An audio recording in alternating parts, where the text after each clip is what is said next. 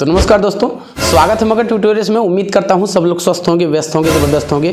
दोस्तों आज सभी लोग जानते हैं कि दिल्ली पहुंचे थे बच्चे। सबसे पहले मैं बधाई देना चाहूँगा और आप लोग के दिमाग में ये बातें ज़रूर होंगी कि क्या कुछ आज हुआ या फिर कुछ सफलता मिली, नहीं मिली, मामला किधर जा रहा है, क्या हम सफल होंगे, क्या NCTE राजपत्र में प्रकाशित करेगा या नहीं करेगा। तमाम सवाल आप लोगों के मन में है। आप लोगों ने तस्वीरें देखी होंगी, हमने भी आपको समय समय पे अपडेट करने की कोशिश की।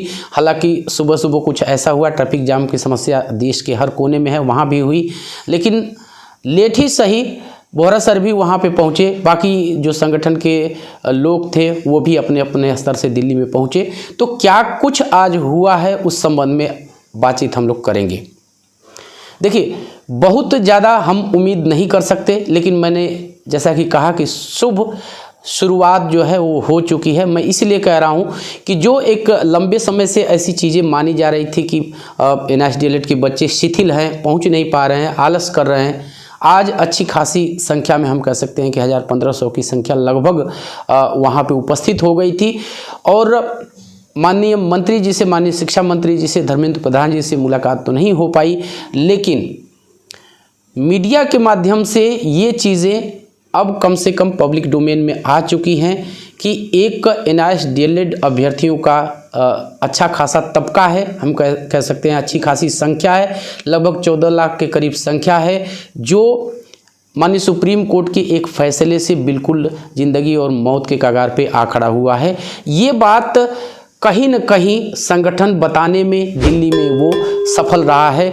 हालांकि आप लोग जानते हैं कि तमाम तरह की इस समय गाइडलाइंस है। जब से स्मोग वाला कांड संसद के अंदर हुआ है तब से लेके अभी तक चप्पे चप्पे पे पुलिस है और किसी भी बड़े जनसमूह को वहाँ एकत्रित होने की इजाज़त नहीं है। और हम कह सकते हैं कि इसी कारणवश जो है जंतर मंतर का रुख किया गया। लेकिन यहाँ पे 2-3 चीज़ें पॉइंट करने लायक हैं। यदि आप ऐसा सोचते हैं कि बिल्कुल हमें अब सफलता ही मिल जाएगी सुबह शाम में, तो ऐसा नहीं है। एक बात अपने दिमाग में आप लोग अच्छी तरह से रख लीजिए कि संघर्ष आपको करना पड़ेगा और लंबे समय तक करना पड़ेगा। जो जोश, जो उत्साह अभी आज के दिन आप लोगों ने दिखाया है, उसको अभी बचा के रखना है, उसको स्थायी रखना है, क्योंकि उसकी ज़रूरत समय समय पे पड़ने वाली है। दूसरी चीज़ मैं आपसे ये कहना चाहूँगा कि बहुत सारी ऐसी चीज़ें हैं जो प्रतिष्ठित मीडिया तक पहुँच गई हैं।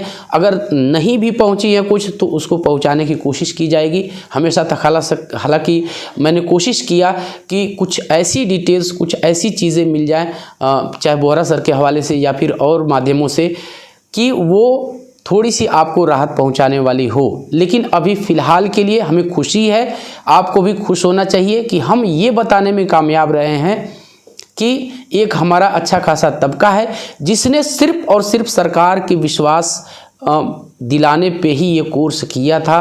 और यदि इस मोड़ पे सरकार, और विशेषकर यहाँ गेंद जो है केंद्र सरकार के पाले में है, यहाँ पे राज्य सरकारों का कोई मतलब नहीं है। पूरी तरह से जो हमारा भविष्य है, NSDLED का भविष्य है, वो केंद्र सरकार और NCTE के हाथों में है। यदि राजपत्र में इसको मेंशन कर दिया जाता है, राजपत्र में ये मेंशन तो पहले से हो चुका है, NCTE ने मान्यता भी दे रखी है, लेकिन वो जो भारतीय गजट है उसमें प्रकाशित हो जाता है, भारत के राजपत्र में प्रकाशित हो जाता है, तो राह हमारी जो है वो आसान हो जाएगी। जैसा कि आप सभी लोग जानते हैं कि 28 के बाद से ही रिव्यू पिटीशन की तैयारियां चल रही है, लेकिन रिव्यू पिटीशन में हम नया क्या लेके जाने वाले हैं वो ज़्यादा मायने रखता है। यहाँ पे 2 तबका है। एक तबका बच्चों का ऐसा है जो सेलेक्ट हो चुका है, जो अपनी सेवाएं दे रहा है, या फिर हम बिहार के कंटेस्ट में यदि बात करें तो उनकी काउंसलिंग हो चुकी, वो मेरिट में भी हैं, लेकिन जो एक संदेह की स्थिति है वो समाप्त नहीं हो पा रही है। दूसरा तबका, इसमें हम KVS वालों को भी कर सकते हैं। KVS भी अभी होल्ड पे ही चल रहा है, क्योंकि वो NIS के लेके जो स्थिति है वो अभी तक साफ नहीं है, तो वो उनका रिजल्ट नहीं दे रहा है। हालांकि बहुत से सारे बच्चे उसमें ऐसे भी हैं जो मेरिट में आ रहे हैं, यानी जिनकी नौकरी होने वाली है। तो अभी आज के लिए क्या, तो अभी केवल मीडिया को एड्रेस किया जा सका है, और मैं आपको वो क्लिप चला दूँगा। बोहरा सर ने काफ़ी डिटेल में मीडिया से ये सारी चीज़ें कही हैं, क्या कुछ हिस्ट्री रही है इसके संबंध में और क्या अड़चनें आ रही है और जहां तक हमें संभावना लगती है कि इस तरह के प्रयास भविष्य में और भी करने होंगे और वो किस तरह से करने होंगे। मैंने पहले ही सुबह की वीडियो में आपको कहा था कि आप बोहरा सर का जो ट्विटर हैंडल है उस हैंडल को आप लोग फॉलो कर लीजिए, क्योंकि आपको वहाँ इंस्टेंट मिल जाएगा। बाकी उनके हवाले से और माध्यमों से हम सारी चीज़ें आपके सामने लाते ही रहेंगे। लेकिन मैं एक बार फिर से आपको ज़रूर ये कहना चाहूँगा कि आप लोग को इसी तरह का जोश, इसी तरह का उत्साह बना के रखना है। हमारी लड़ाई लंबी है, सफलता मिलेगी, ये हम आश्वस्त होकर चलेंगे, ये मैं आपको विश्वास दिलाता हूँ। लेकिन इस सफलता मिलने में हमें मेहनत करनी पड़ेगी और प्लस टाइम भी हमारा जाएगा। आज की अपडेट यही है कि जो भी चीज़ें रही हैं, छोटे ऑफिशियल्स को, मीडिया को हम बताने में कामयाब रहे हैं और ये बड़े जनसमूह तक ये चीज़ें पहुंच चुकी हैं कि एक NIST DLED किया हुआ जो सरकार के भरोसे पे किया, अब अपने देश की ये देखिए एक हम कहें कि विडंबना है। ये हमें याद दिलाना पड़ रहा है कि हम आए हैं, जबकि होना ये चाहिए कि जो भी जिम्मेदार अधिकारी हैं, मंत्रालय है, उनको खुद इस चीज़ का संज्ञान लेना चाहिए कि उन्हीं के द्वारा बिल पास करके बनाया गया एक पाठ्यक्रम को माननीय सुप्रीम कोर्ट ने अमान्य करार दे दिया। सबसे बड़ा मुंह पे तमाचा तो NCT और शिक्षा मंत्रालय के ऊपर ही पड़ा है। लेकिन ये विडंबना मैंने क्यों कहा? मैंने इसीलिए कहा कि उनको खुद ही स्वतः संज्ञान लेना चाहिए इन मामलों का और उनको खुद हस्तक्षेप करना चाहिए इसमें कि जो कोर्स हमने विधिवत बिल बना के और NCTE से अप्रूव करा के NIST के माध्यम से करवाया, वो चीज़ धराशायी या फिर कहते गैर कानूनी कैसे हो सकती है। लेकिन ऐसा हो चुका है, हम जानते हैं।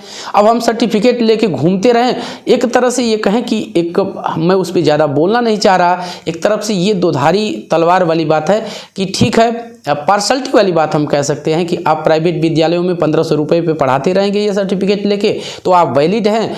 यही ठीक चीज़ें मैं यहाँ पे संदर्भ चूँकि उठा है तो मैं कह देना चाहूँगा आपसे कि शिक्षा मित्रों का भी यही इसी कंटेस्ट में, शिक्षा मित्र आज भी उत्तर प्रदेश में आप लोग देख लीजिए कि परिषदीय विद्यालयों में पढ़ा रहे हैं, बेरोक टोक पढ़ा रहे हैं, लेकिन मानदेय कितना? 10,000। यदि उनको 40,000 लेना है तो वो योग्य नहीं है, 10,000 पे वो योग्य हैं। वही सेम सीन मेरे सामने ये उपस्थित होती दिख रही है कि आप प्राइवेट विद्यालयों में शोषित होते रहिए। मैनेजमेंट कॉलेज के जो मैनेजर हैं, जो इसके मालिक हैं, उनसे आप शोषित होते रहिए। 1500 पे पढ़ाइए, 1500 में भले ही आपका कपड़ा धुलने का खर्च ना निकल पाए तो वो आप वैलिड रहेंगे।